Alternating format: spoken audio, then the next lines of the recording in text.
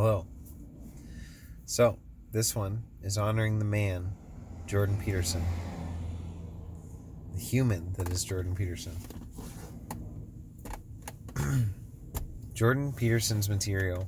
Man, Joe Rogan is totally right. He's one of the most misunderstood human beings. Oh man, misrepresented, misunderstood. And it's funny because they talk about it and they don't understand, ultimately why. And to me, the answer is because of esoteric constructs that create, in my understanding, in my what do you call it, lateral thinking, free association, um, that Rupert Sheldrake's work on morphogenic fields, that there's trauma fields and there's different fields that go out through certain carrier waves and additional frequencies and transients on the TV lines and different things. It's like proven patents and technologies. It's not even conspiracy theory, it's just fact. Even marketing, if you want to think of it, to me, marketing is witchcraft. It's the same thing. It's mastering the psyche and the subconscious, especially without people's awareness. And you have one class in school where you learn a little bit about it, but you don't really. It's like Jesus said, those who have eyes to see and ears to hear, there's deeper levels of truths, and just the 95% of your subconscious runs every day and every thought of your normal day, unless you're making the darkness light, like Jung stuff, man. I can't wait to get into Jung stuff. Oh man, firsthand, not just what other people talk about it, and Jordan talks about him so beautifully, but I haven't read the literature for myself yet, and I can't wait. What a daunting, beautiful task that is for the ego and for the psyche, and to know myself better. And so Jordan stuff helps tremendously to know myself better. And it's beautiful because my brother is very much a materialist, naturalist, even with entheogens and those things, that he just feels it's all the neurological firings in the body or whatever, and that's fine. And he finds Jordan Peterson stuff as amazing, and I do. I'm very much, I think things that of the spirit just exist outside of our physical spectrum. Electromagnetic spectrum is a big spectrum, bro. Waves and photons are funny things. Waves and particles, sorry, of photons. Anyhow, and the epigenetic expression of DNA. I mean, geez, okay, whole other thing. But that's my point. I have a lot of non-mainstream ideas about science and physics and metaphysics and how it all works together, and trauma and psychology, and they're just my own opinions, man. I'm not certified psychologist. I'm not claiming any of that. It's just my own perceptions and experiences in life, and the way that I've come to create metaphors, or archetypes in a sense, but metaphors for psychological constructs in the heart and healing and trauma, and DID SRA, deep into that research and things too, and many hundreds of hours at this point of firsthand testimonies of people who've been through it, through their sessions. And and Jordan's stuff is so, the way Jordan speaks out loud on stage, he's just speaking out loud, like he's progressing his own thoughts. He has a way where he wants to go with things, but he's always progressing his own thoughts. That's so honorable. Really, Jordan Peterson, as a man, as a human, choosing to always progress his own thoughts, progress his understanding. And I mean, that's my YouTube channel, expanded understanding, because I also love inner standing. I love it. Seven Bow Mars thing. Oh, it's so much better in a sense, right? And if you're going to choose one type of understanding or understanding, those words, just the syllabic metaphor, or the not syllabic, phonetic similarities, but of standing underneath, like a boot, or underneath something that's over you. But when you understand from within, you're over yourself, your whole, it's your intuition, taking knowledge and facts, but your own intuition and understanding those truths, taking them in, integrating them into your being, your psyche, your subconscious, and having those ego deaths and progressing through.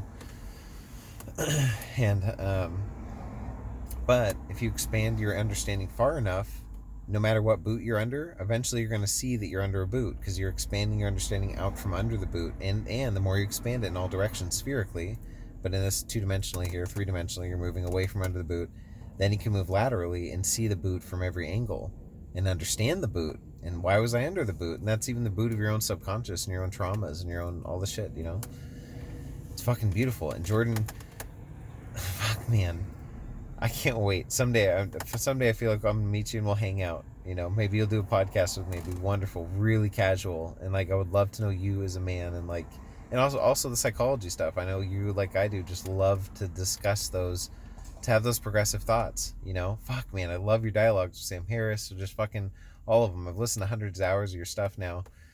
And like I said, me and my brother, very different on the metaphysical side of things and spiritual side of things, but we both will, we've gotten so much. My brother's gone through your audiobook several times, and like he's been out to see you, I think, live and in person, and I can't wait to go. And some really good friends of mine that I just met, you've like saved their lives in a lot of practical ways. Like fuck man, you haven't saved my life, but you've been a huge piece of my puzzle putting together-ing of things, like all things for me, and to help construct my life personally, but along with a big pool of other people. And that's why I'm doing these videos.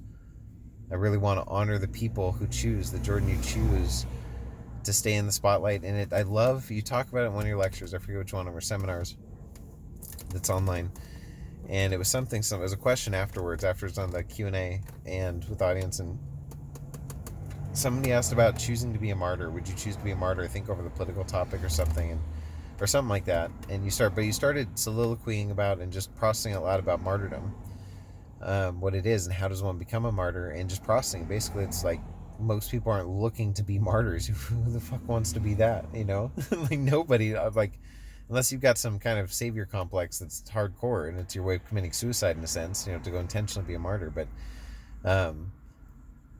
When you stand up for what you believe in, whatever that is, like Jordan didn't think this was going to be so controversial. He's just like, it made sense to him, the psychology and the law, and like he's like, this is silly, this is dumb, what are they thinking? He just started talking about it, and he held to what his perspective and continued to progress his perspective. But there's so much truth in it, it just makes sense. It's like, geez, they're trying to make him a martyr out of it. So does that mean he stops talking about it or whatever? And that's where Jordan has to choose. I haven't heard him talk about it, but I only imagine he's gotten many death threats and that kind of shit. I mean, people have no idea. I don't know. I'm not on that level. I don't get that kind of attention. But like, people forget about that. Just like shit. What kind of like pressure that puts on the person and their family to know that those kind of death. I mean, that makes it very real. It's one thing to know, oh, people can get death threats when that thing, but to get them. I imagine he probably has. That's some shit to deal with, man.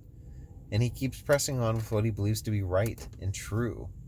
And I love his sharing about, and then with his daughter and the diet. Fuck, that's fascinating. I love it because again, has to expand the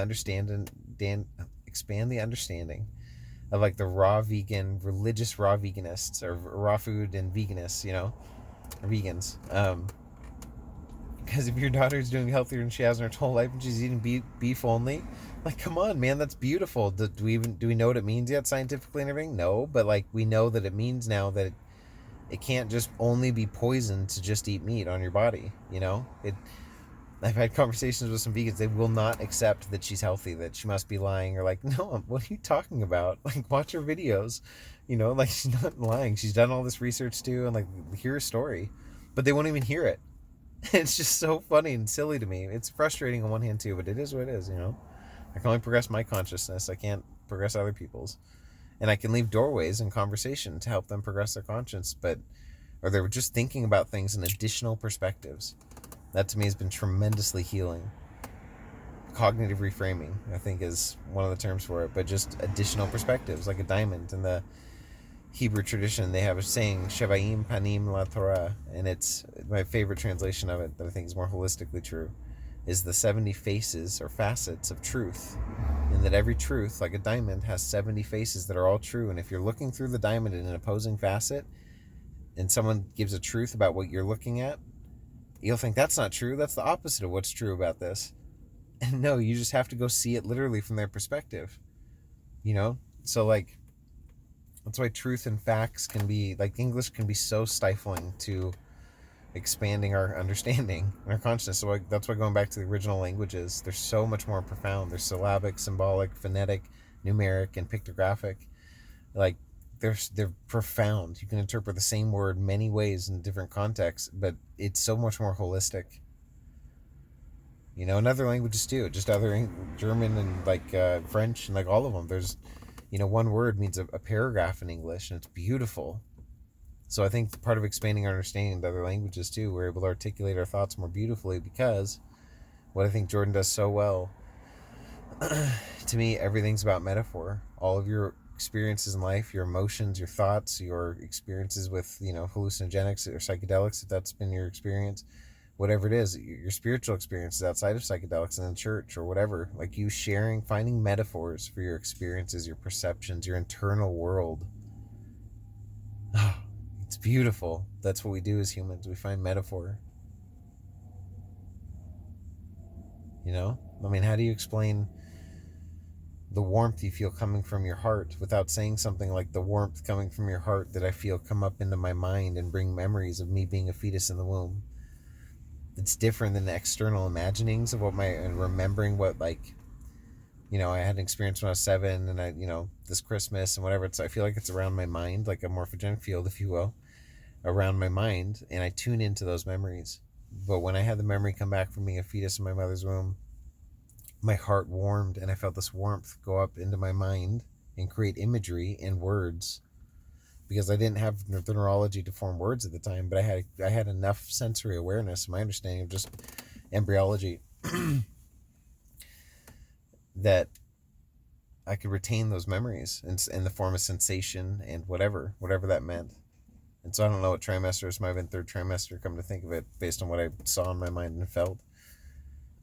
But I felt my mother's heart. Like, I remember wanting to miscarriage. This is just too much. I could feel the anxiety of the environment around me, of the world coming into this world, and in my perspective, again, believing in reincarnation. But just like too much. It's too much. Like, too much trauma. I can't do it this time. I can't. And I was going to miscarriage. I remember that. And I remember my mother's heart wrapping me with love. Like, oh, I felt her love me. And my whole being, like, in that, even in the moment when this memory came into my being, into my awareness, my whole being just flooded with this love again. Even now, I just feel like moving through my blood. It's crazy. I don't know how else to describe it. I don't have a better metaphor right now. That's what it feels like it's moving through my blood. That could literally be true. Whatever it is, the emotion, the chemical release that came from the oxytocin or endorphins or whatever, just recalling that memory. I don't know. It's all fascinating to me. Who knows for sure? I don't know. What metaphor works for you to make your life better? And I imagine Jordan would say the same thing. He acts as if God exists. I think that's the best answer I've heard him give so far. And the last time I looked into his answers on that, and I love the way he's articulated. For me, it's really helped me to get beyond just what was the Christian construct, to see the bigger picture of things, to know, like, even the way he processes the resurrection of Christ. There's one video, it's like a 6 or 8 minute clip or something. It's beautiful. But he just says he can't give an answer on that. What is, like, do you believe in God? What is believe? Define believe. What is God? Define God. Like, there's more to it that. But do you believe a literal Christ resurrected from the dead? He literally existed, literally resurrected. He finally got pinned down an answer. But even he wasn't avoiding the question. He was articulating why he can't answer it so simply. Because he's thought about it a lot, man. And it deserves thought. If you've seen the evidences out there, it deserves thought more than people give it credit for. And he gives it credit. And then he ultimately says, I don't know. There's just too many things that cannot be explained by science, or like that I've experienced in my life that I cannot explain at this point. At the very least, I think he's open to that too. I don't know. We don't, and he said something to the effect of, like, we don't know the perfect balance between life and death, achieving that as a human, and what the human being is capable of. To me, that's the epigenetic expression of our DNA, and it's being turned on again because of where we're at astronomically, positioned in the galaxy, a whole bunch of other things. Mayan calendar, all that. It's all releases of different waves of energy and different things, in my understanding. Metaphor works for me.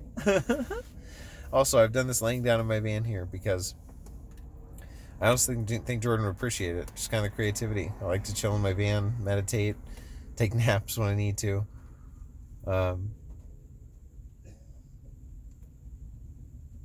But yeah. So I want to make this is probably, I don't know, call him part 1, because I feel like I want to honor these people going forward too in different ways. But I very much honor Jordan Peterson, the man who's chosen to move forward in every step he makes, the interviews he does, the integrity that he clearly has. If you just see him interview after interview, like, clearly, the love, Jordan, that you have for people, it's clear. Like, it's clear to me and so many other people. Like, Like Joe Rogan, just like, dude, what the fuck is people's problem? Like, what are they not seeing here? Because you just have one conversation, and you see the raw ones you have with Joe.